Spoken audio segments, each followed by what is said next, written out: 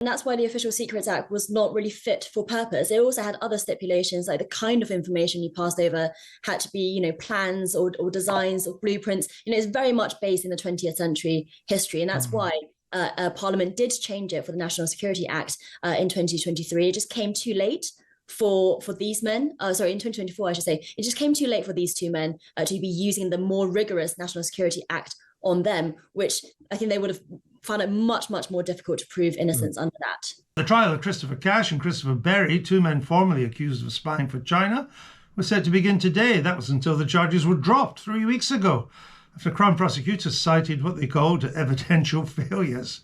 MPs from across the aisle are demanding that Jonathan Powell, Starmer's national security advisor, appear before a committee after reports indicated that the government's refusal to label China as an enemy led to the charges being dropped.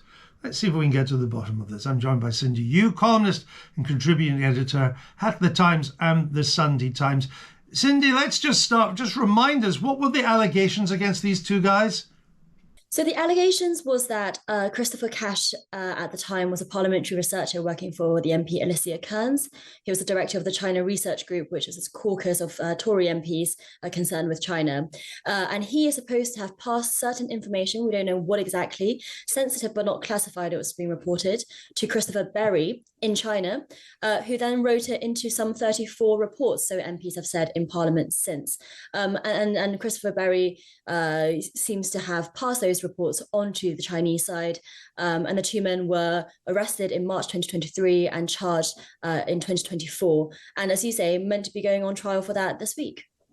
Now, it's been dropped. Some reports have suggested that Jonathan Powell, the Prime Minister's National Security Advisor, made it clear in Whitehall that they couldn't designate China as, quote, an enemy, and that then led the Crown Prosecution Service to drop the prosecution of these two. Do you understand that? Is it clear to you why not being able to designate China as an enemy meant that the case collapsed? Yes, the problem lies in the Official Secrets Act, which is basically the intelligence law at the time that the two men were arrested, and it applied until late in 2023. Now, the Official Secrets Act basically stipulates that you do something that benefits or could potentially benefit an enemy state, and harm or potentially harm your own state. Now, then the definition of what you count as enemy really matters. At the time that the Official Secrets Act was brought in, just before World War I, it was pretty clear in that kind of febrile time who was an enemy and who was not, and has since been used on countries like Russia, for example. But to designate China an enemy was always going to be diplomatically and politically tricky. And the confusion is why prosecutors thought that they could meet that threshold before their charges were dropped, because they charged them for a reason, and the act hasn't changed. The charges came after the act, but then haven't since then. So the reporting over the weekend has been that Jonathan Powell has clarified that actually the Labour government will not designate China an enemy. It will stick to the strategies and the report documents that it has so far put out, like the national security strategy, which basically say that China is a strategic challenge, not an enemy or a threat. And so Jonathan Powell seems to have confirmed that position, which seems to have led the prosecutors to dropping the charges. But Andrew, the question that is curious to me is why the prosecutors thought that any government would designate China an enemy, considering the Conservative government has never used that language either. Of course. No, and I understand why the government doesn't want to designate China an enemy, a strategic challenge, rival, whatever, all that works. I don't understand the logic of this, though, Cindy, because it would seem to imply that if I pass secrets to a friendly government, say to America or France, Germany, then I'm not a traitor. And that's never been my understanding of the Official Secrets Act, which we all have to live with. I don't understand why surely a traitor is someone who gives away their country's secrets to another government, not just to a government that's hostile to our government. Yes, you would think so. And that's why the Official Secrets Act was not really fit for purpose. It also had other stipulations, like the kind of information you passed over had to be, plans or designs or blueprints. It's very much based in the 20th century history. And that's why Parliament did change it for the National Security Act in 2023. It just came too late for these men. Sorry, in 2024, I should say, it just came too late for these two men to be using the more rigorous National Security Act on them, which I think they would have found it much, much more difficult to prove innocence under that. Do you think, Cindy, find that this is a classic British kowtow, that the government is mightily relieved that this is not going ahead?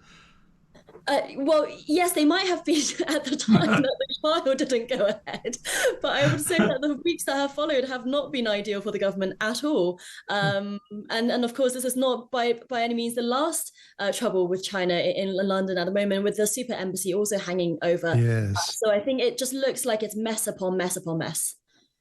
Indeed, that's a good way to end it, Cindy. Thanks for joining us. Great to talk to you. Cindy Yu, columnist, contributing editor at The Times and The Sunday Times.